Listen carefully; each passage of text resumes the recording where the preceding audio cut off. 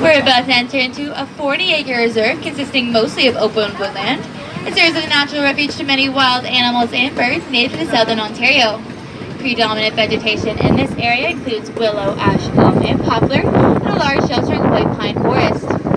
The Nature Boy Scenic Railway is intended as a scenic ride and not an animal display. There will only be by chance that we'll see some animals, so keep your eyes peeled and your cameras ready.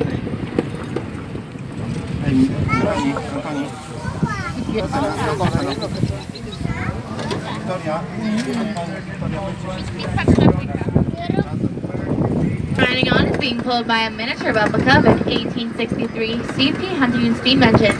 The original steam engine played an important role in building the western portion of the first transcontinental railroad from 1864 to 1869. Today, the original engine stands in front of a railroad station in Sacramento, California, as a symbol of an engineering marvel from over 100 years ago.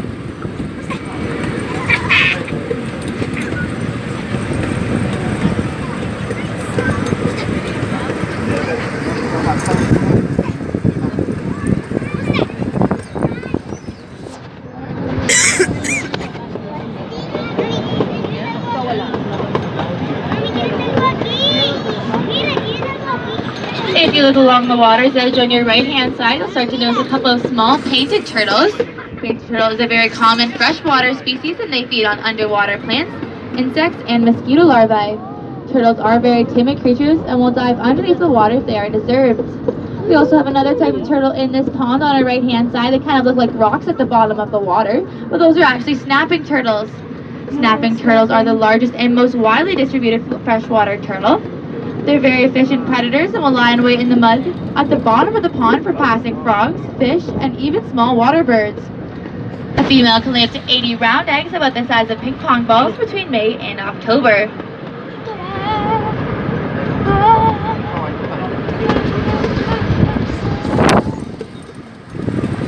They're noted by their brown body plumage, black head and neck, and a prominent wasted patch.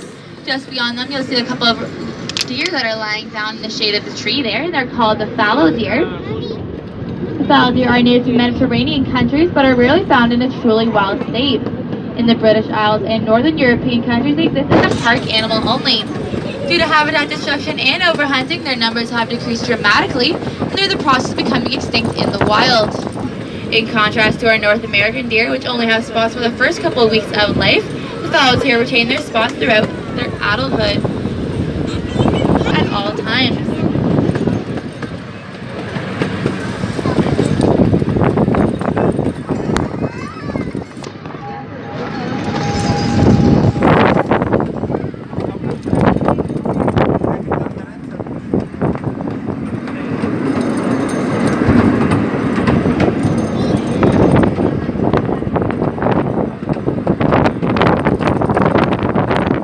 You'll also be able to see another type of bird in the water on your left-hand side. And those are called mallard ducks. You'll be able to tell the difference between a male and a female. Like the male that you see there, he's got a glossy green head, whereas the females will be more of a duller coloration. And this allows her to blend in easily with her grassy surroundings. Over on our right-hand side, we have our state-of-the-art facility designed to house the park's herd of Asian elephants. This 18,000 square foot facility has a computer-controlled ventilation system, heated floors, and natural lighting. It also has a laboratory and research center within the facility that allows our staff to continue their efforts in maintaining one of North America's most successful breeding program for this endangered species. Males and females grow the antlers. However, the male's antlers will be larger than that of the females, and they grow one prominent tine down over the nose. They are well accustomed to life in the snow and in the tundra, and they do have a very cool adaptation of being able to find its way throughout a snowstorm.